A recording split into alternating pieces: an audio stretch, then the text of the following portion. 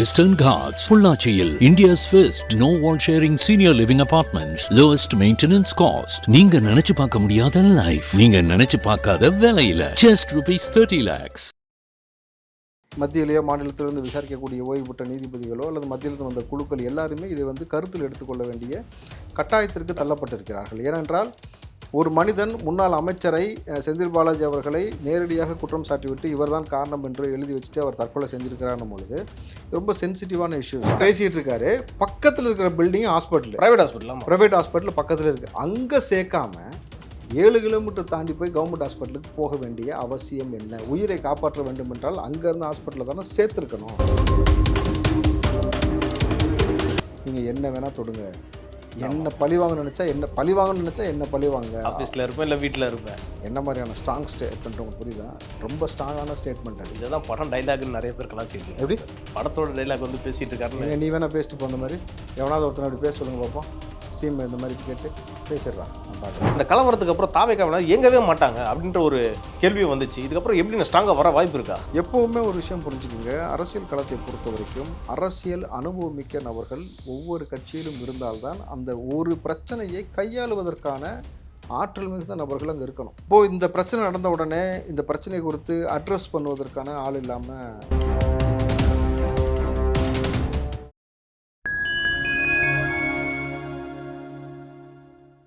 Fine time media நேயர்களுக்கு வணக்கம். இன்று நம்மோடு இணைந்திருப்பவர் காங்கிரஸ் கட்சியை சேர்ந்த திரு ராவுத்தர் இப்ராஹிம் அவர்கள். வாருங்கள், அவரிடம் அரசியல் சார்ந்த பல்வேறு கேள்விகளை முன்வைக்கலாம். வணக்கம்ண்ணா. வணக்கம் தேவ். தாவேக்கோட கிளை செயலாளர் ஐயப்பன்றவர் விழுப்புரம் மாவட்டத்தை சேர்ந்தவர் தற்கொலை பண்ணிக்கிட்டாரு. குறிப்பாக அந்த கரூர் சம்பவத்தை ஒட்டி எனக்கு கேள்வி என்னன்னா, அவ்வளோ பற்றான விஜய் மீது அவருக்கு எனக்கு அதான் புரியல. தற்கொலை பண்ணுற அளவுக்கு அவருக்கு என்ன ஆச்சு? அவருக்கு என்ன எழுதியிருந்தார் கடிதத்தில் பார்த்தீங்களா? கடிதத்தில் பார்த்தீங்கன்னா, இந்த செயலுக்கு பார்த்தீங்கன்னா முன்னாள் அமைச்சர் செந்தில் பாலாஜி தான் காரணம், இந்த அசம்பாவத்துக்கு முக்கிய காரணமே அவர் தான் அப்படின்ற மாதிரி குறிப்பிட்டு எழுதியிருக்காரு. அதுவும் பாட்டிலுக்கு 10 ரூபான்னு பாட்டு பாடின பிறகு தான் இந்த அசம்பாவிதம் நடந்தது. இந்த அசம்பாவிதத்திற்கு காரணம் செந்தில் பாலாஜி தான் ஒரு நபர் எழுதி வச்சுட்டு தற்கொலை செய்து கொண்டார் அப்படின்றது ரொம்ப உள்ளபடி எல்லாருக்கும் பெரிய ஒரு வேதனை. ஏற்கனவே அங்கே ஒரு துயர சம்பவம் நடந்திருக்கு.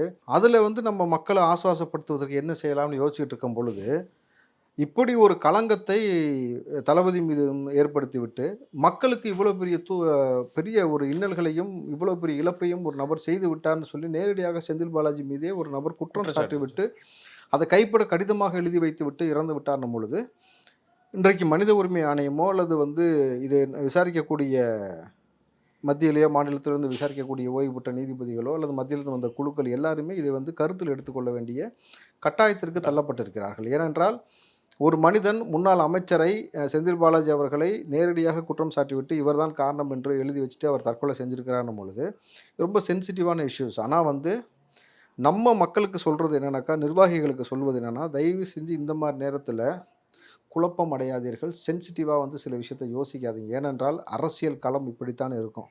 எளிதில் கடந்து போகிறதுக்கு இது நார்மலான ஒரு பாதை கிடையாது. அரசியல் என்பது மிக மோசமாக பல கரடுமுரடான விஷயங்களை கடந்து தான் செல்ல வேண்டும் என்ற பொழுது அது தாவேக்கா நிர்வாகிகளோ யாராக இருந்தாலும் சரி, நம்ம பள்ளியில் இருக்கக்கூடிய குழந்தைகளுக்கு சொல்லுவோம்ல, தேர்வில் ஃபெயில் ஆகிட்டோன்றதுக்காக 10th +2 ஃபெயில் ஆகிட்டோம்னு சொல்லி தற்கொலை முடிவு எடுப்பது, பெற்றோர் திட்டினா தற்கொலை முடிவு எடுப்பது, இந்த மாதிரி விஷயங்களுக்கு எடுப்பது. தற்கொலை என்பது எதற்குமே தீர்வு கிடையாது. உன் உயிரை மாற்றிக்கணும்னு நினச்ச ஒரு ஆள் இதுக்காக களத்தில் நின்று போராடணும், சட்ட ரீதியாக அணுகணும், வேறு என்ன எக்ஸ்ட்ரீம் வரைக்கும் நம்ம எப்படிலாம் யோசித்து தளபதிக்கு உதவியாக மக்களுக்கு உதவியாக இருக்கணும் யோசித்தாதான் ஒரு மாற்று அரசியல் பிறக்கும். தற்கொலை செய்து கொள்வதால் உங்கள் குடும்பத்துக்கு இழப்பு. இன்னும் சொல்லப்போனால் அவர் குடும்பத்தை பற்றி பேசியதை விட தளபதி விஜய் பேசியதான் அதிகம் அப்படின்றாங்க. அப்போது இவ்வளவு பெரிய பற்றை, இவ்வளவு பெரிய மக்களை சம்பாதித்து வச்சிருக்கிறார் தளபதின்றது யதார்த்தமான உண்மைன்னும் பொழுது தயவு செய்து இதை மாதிரி யாரும் செய்யாதீர்கள். ஆனால் இது தாவேக்காவுக்கு பெரிய ஒரு இழப்புன்னே சொல்லலாம் சார். இவருடைய மரணம் உண்மையான நபர்களை இழப்பது மாபெரும் இழப்பு. அது நம்ம மறுக்கவே முடியாதுன்னும் பொழுது இந்த நேரத்தில் நம்ம அது ஒன்று தான் சொல்லிக்க முடியும். யாரும் இது போன்ற விஷயங்களை யோசிக்க வேண்டாம், அவ்வளோதான். அடுத்த கட்டமாக பார்த்தீங்கன்னா சார், திரு ஆதவ அர்ஜுனா மேலே ஒரு 5 பிரிவில் வழக்கு பதிவு செஞ்சுருக்காங்க. முக்கியமாக என்னென்னா, தாவேக்கா பரப்புரை அந்த பேருந்து அந்த கேமராவில் ரெக்கார்டான ஃபுட்டேஜஸை கேட்டிருக்காங்களே சார், இது எப்படி பார்க்குறீங்க? இதை யார் கேட்டிருக்கா? சம்மன் கொடுத்துருக்காங்க சார் அவருக்கு. சம்மனில் கேட்டிருக்காங்க இந்த மாதிரி அங்கே ஃபுட்டேஜ், ரெக்கார்டான ஃபுட்டேஜ் எங்களுக்கு வேணுன்ற போலீஸ் தரப்பில் கேட்டிருக்காங்க. இது எப்படி பார்க்குறீங்க? அடுத்த கட்டத்தில் எப்படி நகரும்? இது அவர்கள் தரப்பில் அவர்கள் எடுத்தது. அதை உங்களுக்கு தரணுமா தர வேண்டாமா, இது சட்டத்திற்கு உட்பட்டது இல்லையான்றதை தாவேகா நிர்வாகிகள் அதில் ஏதேனும் ஆதாரம் இருக்கும் பட்சத்தில், ஏதாவது அந்த கூட்டத்தில் அசம்பாவிதத்தை ஏற்படுத்த திட்டமிட்ட நபர்கள் வந்திருக்காங்க அப்படின்னு தெரிஞ்சிருக்கு, ஆதாரம் இருக்குனாக்கா அந்த ஆதாரத்தை நம்ம வந்து இவங்கள்ட்ட சப்மிட் பண்ணாமல் நேரடியாக நீதிமன்றத்தில் ஒப்படைச்சா அப்போ தான் நீதி கிடைக்கும்னு நினச்சாங்கனாக்கா சட்ட ரீதியாக அவர்கள் அப்படித்தான் அணுகுவதற்கான வாய்ப்பு அதிகம். இங்கே கொடுத்து ஆதாரங்களை அளிப்பதற்கு ஒரு அரசாங்கமோ அல்லது அங்கே லோக்கல் இருக்கக்கூடிய நபர்களுடைய இன்ஃப்ளூயன்ஸ் ஏதாவது நடக்கிறதுக்கான வாய்ப்பு இருக்குமோ அப்படின்ற பட்சத்தில் அவர்கள் கொடுப்பார்களா என்பது நமக்கு தெரியாது. நீங்கள் நீதிமன்றத்தின் மூலமாக கேட்டிருந்தாலும் இதை நீதிமன்றத்திலே ஒப்படைப்பதற்கான வாய்ப்பு தான் எனக்கு தெரிஞ்சு பெருவாரியாக இருக்கும். ஏனென்றால் இது ஒரு கோரச் சம்பவம். இது வந்து இவ்வளோ பெரிய கோரச் சம்பவத்தில் தளபதி விஜய் அவர்கள் கலந்து கொண்ட அந்த விஷயத்தில் திட்டமிட்டு நபர்கள் உள்ளே பூந்திருக்காங்கன்னு இப்போ பொதுமக்கள் குற்றச்சாட்டு வைக்கிறாங்க. கத்தியில் கழிச்சிருக்காங்க, பெண்களை அடிச்சிருக்கிறாங்க, திடீர்னு வந்து சில விஷயங்கள் அசம்பாவிதமாக பல விஷயங்கள் நடந்திருக்குன்னு சொல்கிறாங்க. இன்னும் எல்லாருக்கும் குறிப்பாக வந்து ஒரே ஒரு கேள்வி இருக்குது. இந்த கேள்வியை வந்து இன்னும் யாரும் ஏன் கேட்கலன்னு எனக்கு தெரியல. விஜய் அவர்கள் இங்கே நின்று பேசிகிட்டு இருக்காரு. அவருக்கு அப்படியே இந்த பக்கம் பின்னாடி பார்த்தீங்கன்னா ஒரு ஹாஸ்பிட்டல் இருக்கு. நேற்று அதுதான் ரொம்ப வைரலாக பேசிக்கிட்டு இருந்தாங்க சார். பக்கத்தில் பேசிகிட்டு இருக்காரு. பக்கத்தில் இருக்கிற பில்டிங் ஹாஸ்பிட்டல், ப்ரைவேட் ஹாஸ்பிட்டல் பக்கத்தில் இருக்குது. அங்கே சேர்க்காம 7 கிலோமீட்டர் தாண்டி போய் கவர்மெண்ட் ஹாஸ்பிட்டலுக்கு போக வேண்டிய அவசியம் என்ன? உயிரை காப்பாற்ற வேண்டும் என்றால் அங்கேருந்து ஹாஸ்பிட்டலில் தானே சேர்த்துருக்கணும். இதுதான் பிரதானமாக இருக்கக்கூடிய கேள்வி. ஏன் அதை செய்யலை? அப்போ இதற்கு பின்னாடி இருக்கக்கூடிய விஷயம் என்ன? நீங்கள் அங்கே சேர்த்தா உங்களுக்கு வந்து காப்பாற்றுறது மட்டும்தான் உங்கள் நோக்கமாக இருக்கும். நீங்கள் வந்து காப்பாற்றணுன்ற முயற்சியில் இருக்கும்போது டக்குன்னு இங்கே இருக்க நபர்கள்ட்ட போகிறது தான் சால சிறந்ததாக இருக்கும். ஏன் அவ்வளோ தூரம் போனீங்க? நீங்கள் பணம் கட்டுறதுல ஏதாவது உங்களுக்கு சிக்கல் ஏற்பட போதா? அரசாங்கம் பணம் கட்ட போதா? ப்ரைவேட் ஹாஸ்பிட்டல் அவங்க கொண்டு போய் உடனே ஆம்புலன்ஸில் அட்மிட் பண்ணிட்டா அந்தந்த உறவினர் தானே பணம் கட்ட போகிறாங்க. அதனால நீங்கள் எது செஞ்சீங்களான்றதெல்லாம் இதெல்லாம் $1 மில்லியன் கொஸ்டின். ஸோ அப்போ இதை வந்து ஆய்வுக்கு உட்பட்டது, விசாரணை. பொதுவாகவே இந்த 108 ஆம்புலன்ஸில் எடுத்துகிட்டு போகிற பேஷண்ட்ஸ் எல்லாமே கவர்மெண்ட் ஹாஸ்பிட்டலுக்கு தானே சார் போய் அட்மிட் பண்ணி. நீங்கள் அது கவர்மெண்ட் ஹாஸ்பிட்டலுக்கு போவாங்கன்றதெல்லாம் ஓகே. மூச்சு திணறல் ஓகேங்களா, ஒரு அசம்பாவிதம் பக்கத்தில் ஹாஸ்பிட்டல் இருக்குது, ஏன் ப்ரிஃபரன்ஸ் கொடுக்கல? நீதிமன்றம் வாயிலாக இங்கே நமக்கு சொல்லப்பட்டிருக்குது என்னன்னாக்கா, முன்பெல்லாம் ஒரு விபத்து நடந்துருச்சுனாக்கா அந்த விபத்தை போய் யாராவது வந்து காப்பாற்றினாக்கா அவங்கள போட்டு போலீஸ் விசாரணை பேரில் குடைவாங்கன்றதுனால முதல் உதவி செய்யக்கூடிய நபரை நீங்கள் டார்ச்சர் செய்யக்கூடாதுன்னு நீதிமன்றம் சட்ட ரீதியாக சொல்லியிருக்கு. அப்போது இதுக்கு நீங்கள் டக்குன்னு கொண்டு போய் பக்கத்தில் இருக்க ஹாஸ்பிட்டலில் சேர்க்கறதான ஃபஸ்ட்டு கவர்மெண்ட்டே ஒரு திட்டம் கொண்டு வந்துருக்காங்க சார். இன்னும் காப்போம் 48ன்ட்டு. யார் என்ன ஆனாலும் போய் உடனே போய் சேர்த்துருக்காங்க. அவங்க மேலே எந்த ஒரு ஆக்ஷனோ எதுவுமே போலீஸ் தரப்புலேருந்து எந்த ஒரு நெருக்கடியோ வராதுன்ற மாதிரி அவங்களே சொல்கிறாங்க. அப்போ ஏன் சேர்க்கலை? பக்கத்தில் இருந்த ஹாஸ்பிட்டலில் ஏன் சேர்க்கலை? ஏன்னா அங்கே நீங்கள் கொரோனா நோய், அதுக்கு மருந்து இல்லை, இன்ஜெக்ஷன் இல்லை, பாம்பு கடிச்சிருச்சு, அதுக்கு வந்து அங்கே மருந்து இருக்கான்னு சொன்னால் பிரச்சனை இல்லை. மூச்சு திணறல், டீஹைட்ரேஷன், அந்த கோல்டன் அவர்ஸில் நம்ம வந்து ரியாக்ட் பண்ணி அவ்வளோதான். டீஹைட்ரேஷனும் மூச்சு திணறல். அப்போ டீஹைட்ரேஷனுக்கும் மூச்சு திணறலுக்கும் அங்கே ஆக்சிஜன் இருக்கும், போனோன்னா குளுக்கோஸ் ஏற்றிட போகிறாங்க. செம்ப சிப்பில் காப்பாற்றிருக்க முடியும் பொழுது ஏன் அதை செய்ய தவறுனீங்க ஒரு கேள்வி எழுப்புறாங்கல்ல. இப்போ இந்த கேள்வியும் விசாரணைக்கு உட்பட்டதுன்றதுனால இது விசாரணை முடிவில் தான் இது ஏன் சேர்க்கலை, எதனால். அப்போ அங்கே பங்கு பெற்ற எந்த 40 ஆம்புலன்ஸ் சொல்கிறாங்களோ அந்த ஆம்புலன்ஸ்லாம் வந்து எத்தனை ப்ரைவேட்டு, எத்தனை அரசாங்கம், எத்தனை லோக்கலில் இருக்கக்கூடிய நம்மளோட இன்ஃப்ளூயன்ஸ் இருந்துச்சு, யாரெல்லாம் இன்றைக்கி டிரைவராக வந்து வேலை செஞ்சீங்க, என்ன இன்ஸ்ட்ரக்ஷன் உங்களுக்கு கொடுக்கப்பட்டது, எந்த சூழ்நிலையில் நீங்கள் இருந்து அங்கே போனீங்க, இதற்கான காரணம் யார், இதை உங்களுக்கு இன்ஸ்ட்ரக்ஷன் கொடுத்தது யார், அறிவுரை கொடுத்தது யார். இதில் 2வது கேள்வி வரும். அங்கே லத்திச்சார்ஜ் செய்ய சொல்வதற்கான முகாந்தரம் என்ன இருக்குது? யார் உங்களை அடிக்கிறதுக்கு உரிமை கொடுத்தது, யார் வந்து அனுமதி கொடுத்தது? அனுமதி இல்லாமல் யாரும் காவல்துறை அடிக்க முடியாது. ஏற்கனவே அங்கே வந்து மக்கள் கூட்ட சில கீழே விழுந்து கொண்டு இருக்கும் பொழுது அடித்தா மேற்கொண்டு பதறி ஓடுவானா இல்லை அப்படியே நிற்பானா? பதறி தானே ஓடுவான். அப்போ அவன் அடியிலேருந்து தப்பிச்சுக்கிறதுக்கு மேலும் மேலும் எங்கிட்டாவது யார் மேலே ஏறி ஓடக்கூடிய சம்பவம் நடக்கணும் பொழுது அப்போ இதை ஏன் செஞ்சீங்க? இதற்கு இன்ஸ்ட்ரக்ஷன் கொடுத்தது யார்? இதெல்லாம் கட்டுப்படுத்துறது கூட இந்த லத்தி சார்ஜ் நடத்திருக்கலாம் சார். கூட்டத்தை கட்டுப்படுத்துவதுக்கு அடிக்கிறதுக்கு எப்படி தம்பி சரியாக இருக்கும்? நான் ஒரே ஒரு விஷயம் கேட்குறேன். ஒரு பேட்ரோல் வந்து நின்றுச்சுன்னா பேட்ரோலில் மைக் இருக்கும், வச்சு அனௌன்ஸ்மெண்ட் கொடுத்து பேசுவாங்கல்ல. நான் கேட்குறது, இவ்வளோ பெரிய கூட்டம் இருக்குல்ல, ஒவ்வொரு இடத்துலையும் காவல்துறை அந்த மாதிரி ஒரு மைக்கோட ஏன் வந்து அணுகலை? நீங்கள் ஊரடங்கு உத்தரவு 144 போட்டாங்கனாக்கா காவல்துறை அந்த மைக்கு மாதிரி ஒன்று வச்சு சொல்லிக்கிட்டே இருப்பாங்க, யாரும் வெளியே வரக்கூடாதுன்னு. அப்போ இவ்வளோ பெரிய கூட்டத்திற்கு கேட்கணும்னாக்கா நீங்கள் மைக் கூட அங்கே வந்து இன்ஸ்ட்ரக்ஷன் கொடுத்துருக்கணும். அந்த இடத்துல ஒரு மைக் இல்லை. ஏன் இல்லை? ஏன் இல்லை? ஒரு ஸ்பீக்கர், ஒரு மைக்கோட வந்து காவல்துறை வரவே இல்லை. ஏன் வரல? நீங்கள் இன்ஸ்ட்ரக்ஷன் கொடுக்கணும்ல, சில விஷயங்கள் வந்து இந்த மாதிரி நடக்குதுன்னு சொல்லணும்ல. 2வது, இந்த மாதிரி இடங்களில் எப்பயுமே கண்காணிப்பதற்காக காவல்துறை வந்து நீங்கள் தனிப்பட்ட முறையில் கேமரா, சிசிடிவிலாம் வச்சு எடுப்பது ஒரு முக்கியமான ஒரு விடயமாக செய்யணும். ஏன் செய்யலை? 3வது, உயரமான இடங்களில் நின்று காவல்துறை கண்காணிப்பாங்க யூஸ்வலாகவே. இந்த மாதிரி விஷயங்களில் வந்து கூட்டம் அதிகமாக இருக்கும் பொழுது உயரமான இடத்தில் நின்று காவல்துறை கண்காணிக்கும். அதை ஏன் செய்யலை? நீதிமன்றம் கேட்கக்கூடிய கேள்வி, விஜய் வந்தாலே அது வந்து திருவிழா போல் கூட்டமாகத்தான் இருக்கும், மாநாடாய் போல் கூட்டமாகத்தான் இருக்கும்ன்றது ஏன் உங்களுக்கு தெரியாதான்னு ஒரு கேள்வி எழுப்பியிருக்காங்க நீ காவல்துறையிட்ட. மற்ற நபர்கள் வரதெல்லாம் விடுங்க, அரசியல்வாதி வரதை விடுங்க. இவர் ஒரு சினிமா பிரபலம், உச்சபட்ச பிரபலம் பொழுது இவர் வந்தாலே ஒரு மாநாடை போல் திருவிழா போல் கூட்டம் வரும்ன்றது உங்களுக்கு தெரியாதா? உளவுத்துறை வந்து கணிக்க தவறிடுச்சுன்னு நினைக்கிறீங்களா? உளவுத்துறையெல்லாம் கணிச்சிருக்கும் தம்பி, அது எப்படி கணிக்க தவறிடும்? நான் என்றைக்குமே நம்ம போலீஸ்காரங்களை குறையே சொல்ல மாட்டேன். அவங்களுக்கு தெரியாதா? அவங்க என்ன குழந்தைங்களா என்ன? தம்பி, ஒவ்வொரு அசம்பாவிதம் எங்கெங்கே எப்போ நடக்க போகுதுன்றதை தடுத்தது இது வரைக்கும் தமிழ்நாட்டுடைய வரலாறுல இருக்குது தமிழ்நாடு காவல்துறை தான். நம்ம காவல்துறையை பார்த்து, நம்ம உளவுத்துறையை பார்த்து அண்டை மாநிலங்கள்லேருந்து எல்லாருமே கேள்வி கேட்டான், எப்படி ஃபங்க்ஷன் பண்ணுறீங்க இந்த மாதிரி. அப்புறம் எப்படி சார் இவ்வளோ பெரிய சம்பவம் நடந்தது? That's the point. அதான் விசாரணைக்கு உட்பட்டது. அதுதான் விசாரணைக்கு உட்பட்டது. யார் உங்கள் கரங்களை கெட்டியது, யார் உங்களுக்கு இன்ஸ்ட்ரக்ஷன் கொடுத்ததுன்றதான் இன்றைக்கி நீதிமன்றம் விசாரிக்க சொல்லியிருக்கிறாங்க. தனிநபர் கமிஷனும் அதான் விசாரிக்குது, மத்தியிலேருந்து வந்து ஐவர் குழுவும் அதான் விசாரிக்குது. விஜய் அவர்களுடைய தரப்பில் வந்து இன்றைக்கி வந்து சிபிஐக்கு வேணும்னு சொல்லி கேட்டதுக்கான காரணம் அதான். ஸோ எல்லாமே இதற்குள்ளே இருக்குது. ஆனால் இதை தாண்டி பொதுமக்களே ஆதாரத்தை திரட்டி கொடுத்து கொண்டிருக்கிறார்கள். அதைத்தான் விஜய் மறுபடியும் பதிவு பண்ணார். இறைவனே இறங்கி வந்து எனக்காக பேசுவதை போல் இருக்கிறது. ஓ, அது அப்படி தான் எடுத்துக்கணும் நம்ம. எஸ். ரெண்டாவது, நீங்கள் என்ன வேணால் தொடுங்க, என்ன பழிவாங்க நினச்சா என்ன பழிவாங்க. ஆஃபீஸில் இருப்பேன், இல்லை வீட்டில் இருப்பேன், அவங்கள தொடாதீர்கள்னு சொல்லிட்டு, ஒன்று நான் ஆஃபீஸில் இருப்பேன், இன்னொன்று நான் வீட்டில் இருப்பேன்றது என்ன மாதிரியான ஸ்ட்ராங் ஸ்டேட்மெண்ட் உங்களுக்கு புரியுதா?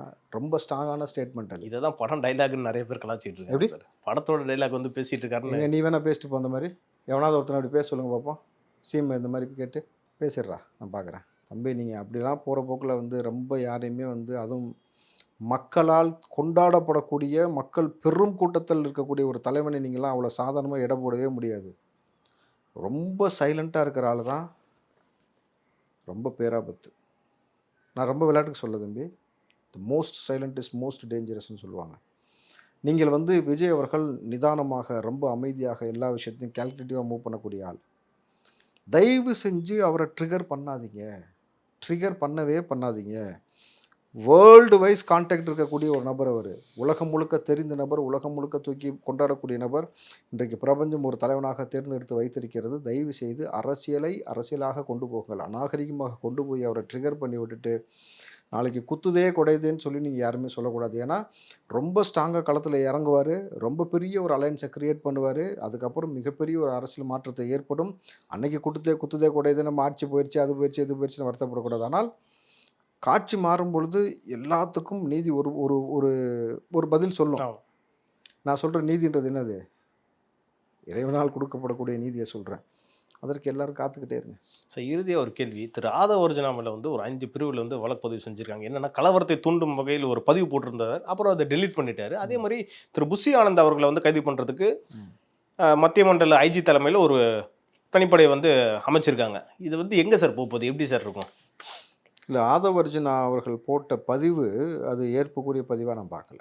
ஓகே, அதை நான் வந்து மிஸ்லீடிங்காக இருக்குன்றீங்களா? எஸ், அதை நான் ஆதரிக்கவே முடியாது. ஏன்னா நம்மளுடைய கேடர்ஸ் அப்படின்றவங்கள நம்ம எப்படி எஜுகேட் பண்ணணும்னாக்கா, தளபதிக்கு ஏதேனும் ஒரு பிரச்சனையாக இருக்கும் பொழுது நீங்கள் எல்லாம் உறுதுணையாக நில்லுங்கள், உறுதுணையாக இருப்பது சால சிறந்தது. சட்ட ரீதியாக என்ன செய்யலாம், அந்தந்த லோக்கலில் வந்து உங்களுடைய சப்போர்ட்டை எப்படி பண்ணலாம், எந்த முறையில் வந்து நம்ம அரசாங்கத்திட்ட கோரிக்கையாக வைக்கலாம், மனுவாக கொடுக்கலாம், இல்லை ஒரு நம்பரில் வந்து மிஸ்டு கால் இருக்கும், சிஎம் செல்லில் வந்து கம்ப்ளைண்ட் பண்ணுறதுக்கான விஷயம் இருக்கும், எப்படியெல்லாம் அணுகி இந்த பிரச்சனையை கையாளணும் அப்படின்றது தான் நம்ம என்றைக்குமே எஜுகேட் பண்ணணும். இப்போ நம்ம நடப்பது மன்னர் ஆட்சி கிடையாது. ஆதவ அர்ஜுனா சொல்கிறார், மன்னர் ஆட்சியை ஒழிப்பு தான் என்னுடைய, அதற்காக தான் அரசியலுக்கு வந்தேன்னு சொல்லிட்டு, மன்னர்கள் தன்னுடைய போர்ப்படையை தயார் செய்வார்கள்ல, அந்த போருடைய அடிப்படை விதி என்ன தெரியுங்களா? போருக்குன்னு சில நேர்முறையான அடிப்படையான விதிகள் இருக்குது. என்னன்னாக்கா, களத்தில் வந்து நேருக்கு நேர் சந்திக்கணும், புறமுதுகிட்டு ஓடக்கூடாது, ஓடியவனை வந்து கொல்லக்கூடாது, உன்னிடம் வந்து மண்டியிட்டவனை கொல்லக்கூடாதுன்ற மாதிரி பல விதிமுறைகள் இருக்குது. நீங்கள் அப்படி இருக்கும் பொழுது ஒரு ஊரை, ஒரு ஏற்கனவே களம் நடந்த விஷயத்தை குறிப்பிட்டு சொல்கிறாரு. இதை போல் நம்ம வந்து செய்யணுன்ற பொழுது அது வன்முறையை தூண்டும். அது சரியான முறையே கிடையாது. அதை நான் எப்பயுமே ஆதரிக்க மாட்டேன். வன்முறைக்கு எதிராகத்தான் நான் இது பண்ணுவேன். நீங்கள் புரட்சி உண்டாகணும்னாக்கா சொல்லில், பேச்சில் மக்களை வந்து அரசியல் படுத்துவதில், அதன் மூலமாக புரிதல் ஏற்படுவது, அரசியல் புரட்சி என்பது ஓட்டு போடுறதுல இருக்கணும். அரசியல் புரிதல் இருக்கணும், கலவரத்தில் இருக்கக்கூடாது. அது நம்ம ஏற்கொள்ள முடியாது. அதே மாதிரி அடுத்து பார்த்தீங்கன்னா தாவேக்காவோட பரப்புரைகள் வந்து 2 வாரங்களுக்கு ஒத்தி வைக்கப்பட்டிருக்கு. இன்னொரு விஷயம் என்னன்னா, அந்த கலவரத்துக்கு அப்புறம் தாவேக்கா இயங்கவே மாட்டாங்க அப்படின்ற ஒரு கேள்வியும் வந்துச்சு. இதுக்கப்புறம் எப்படி ஸ்ட்ராங்காக வர வாய்ப்பு இருக்கா? இந்த ஒரு நிகழ்வுக்கு பிறகு வந்து தாவேக்கா அதோட முடிஞ்சு போச்சு, இனிமேட்டு வந்து களத்தில் பெருசாக நிற்க மாட்டாங்க அப்படின்றதும், 2வது தாவேக்கா நபர்கள் பயந்துட்டாங்க அப்படின்றதும் ஒரு மிக முக்கியமாக பேசும் பொருளாக இருக்கிறது. எப்போவுமே ஒரு விஷயம் புரிஞ்சுக்குங்க, அரசியல் களத்தை பொறுத்த வரைக்கும் அரசியல் அனுபவமிக்க நபர்கள் ஒவ்வொரு கட்சியிலும் இருந்தால்தான் அந்த ஒரு பிரச்சனையை கையாளுவதற்கான ஆற்றல் மிகுந்த நபர்கள் அங்கே இருக்கணும். இப்போது இந்த பிரச்சனை நடந்த உடனே இந்த பிரச்சனை குறித்து அட்ரஸ் பண்ணுவதற்கான ஆள் இல்லாமல் போயிடுச்சு. தளபதி விஜய் அவர்கள் தான் அது வந்து மிகுந்த சோகத்தில் இருக்காருன்னா, 2ஆம் கட்ட தலைவர்கள் இந்த பிரச்சனையை எந்த மாதிரியான முறையில் அணுகியிருக்கணும், எப்படி ஊடகத்திற்கான செய்தியை கொடுத்துருக்கணும், எப்படி இருக்கக்கூடிய மாவட்ட செயலாளர்கள் எல்லாத்தையும் நம்ம வந்து பேசியிருக்கணும். களத்தில் ஸ்பாட்டுக்கு போக சொல்கிறதுன்னு இருக்குல்ல, இப்போ கரூரில் இவ்வளோ பெரிய துயர் சம்பவம் நடந்துருச்சுன்னா, நீங்கள் இதற்கு முன்பாக தண்ணீர் பந்தல் திறப்பது, உணவு கொடுப்பதுன்னு சொல்லி களத்தில் எவ்வளவோ நலத்திட்ட உதவி செய்து கொண்டிருந்த தாவேக்கா நபர், இப்படி ஒரு பெரும் துயர் நடந்த பொழுது கரூருக்கு இந்நேரம் எல்லா மாவட்டத்திலிருந்தும் அந்தந்த மாவட்ட செயலர் சார்பாக சரசரன்னு இந்நேரம் போயிருக்கணும். இல்லை, அவங்களுக்கு ஒரு பயம் இருக்கும்ல, நாங்கள் போனால் நாளைக்கு யாரும் நம்மளே ஏதாவது அடிச்சிருவாங்களோன்ற பயம் கூட இருக்கலாம்ல. அதுக்கு தானே சட்டம் இருக்குது. அந்த லோக்கலில் இருக்கக்கூடிய நபர்கிட்ட பர்மிஷன் வாங்கிட்டு நீங்கள் போயிருக்கணும். அப்படி பர்மிஷன் கொடுக்கலனாக்கா அதை தெரியப்படுத்திருக்கணும் ஊடகத்தில். இப்போ தாவேக்கா நபர் யாருமே இங்கே வரலன்னு தானே குற்றச்சாட்டு சொல்கிறாங்க. அப்போ நாங்கள் மாவட்ட செயலாளர்கள் நாங்கள் அனுமதி கேட்டோம், காவல்துறை அனுமதிக்கு மறுக்கப்பட்டிருக்குன்னா அப்போ மக்களுக்கு புரிஞ்சிடும்ல, அப்பாப்பா இவங்க வந்து உதவி செய்யறதுக்கான எல்லா நடவடிக்கையும் எடுத்திருக்கிறாங்க, காவல்துறை அனுமதி கொடுக்கலன்ற விஷயம் கூட. அன்னைக்கு வந்து 30 பேர் இறந்துட்டாங்க. திரு விஜய் அவர்கள் வந்து பார்க்காத காரணமா போலீஸ் வந்து அவங்களுக்கு பெர்மிஷன் கொடுக்கலன்றது உண்மையா சார்? அதுதான், அது உண்மை. அது வந்து அவங்க கேட்டிருக்காங்க, கேட்டு அவங்க வந்து அனுமதி வந்து இல்லை இந்த நேரத்தில் நீங்கள் வந்தீங்கன்னாக்கா கூடுதலாக அசம்பாவிதம் நடப்பதற்கான வாய்ப்பு இருக்குன்றதும். 2வது, நீங்கள் சீமான் போன போதே சீமானை உள்ளே போக விடாமல் சில நபர்கள் பொதுமக்கள் போய் விழுந்துட்டு ஒருமையில் பேசினது திட்டம்லாம் நம்ம பார்த்தோம். அப்போ விஜய் அவர்கள் போகும்பொழுது இவர்கள் வந்து வேணுகின திட்டமிட்டு பொதுமக்கள் போர்வையில் கலவரம் ஏற்படுத்துவது, இந்த மைய தூக்கி அடிக்கிறது, இந்த மாதிரியான விஷயங்களை செய்யக்கூடியவெல்லாம் செஞ்சுட்டாக்கா அது பொதுமக்கள் கோபத்தில் பண்ணாங்கன்ற போர்வையில் போயிட்டு இதை வந்து உளவியல் ரீதியாக ஒரு தலைவனுக்கு சிக்கலை ஏற்படுத்துறது. இது எப்படின்னா அரசியல் இது ஒரு ஸ்டைலு. இப்போ உளவியல் ரீதியாக ஒரு பெரிய ஸ்டாராக இருந்து ஒரு அரசியல் தலைவராக வரக்கூடிய நபரை பொதுமக்கள் வந்து இந்த மாதிரி செஞ்சுட்டாங்க அப்படின்னு உளவியலாக வந்து அவரை வந்து மனதளவில் வந்து மட்டுப்படுத்துவது, அவருடைய வேகத்தை வந்து குறைத்து இந்த மாதிரி செய்கிறது, அதை வந்து உடனே எடுத்து அரசியல் பண்ணி ட்ரெண்ட் பண்ணுறது.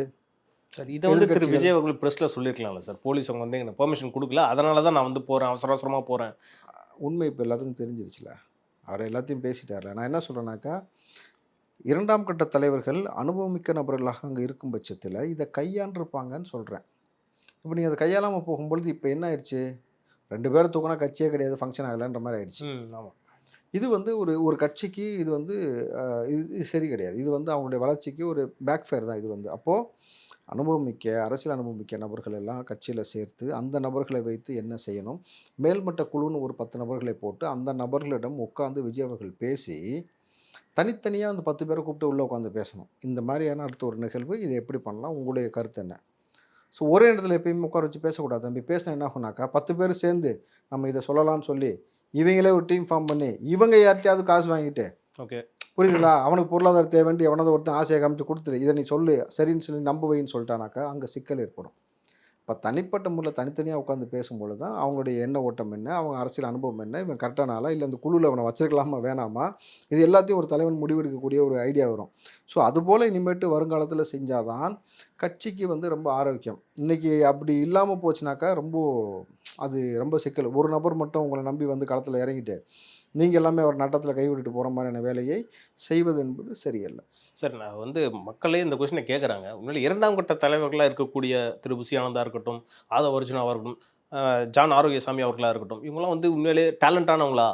திரு விஜய் அவர்களை வழிநடத்தக்கூடிய ஆற்றல் இவர்களுக்கு இருக்கான்ற ஒரு கேள்வி வருது சார். அது எப்படி பார்க்குறீங்க நீங்கள்? அது தலைவன் தான் முடிவு பண்ணணும். அந்த கட்சியின் தலைவன் தான் முடிவு பண்ணணும், நான் பண்ண முடியாது.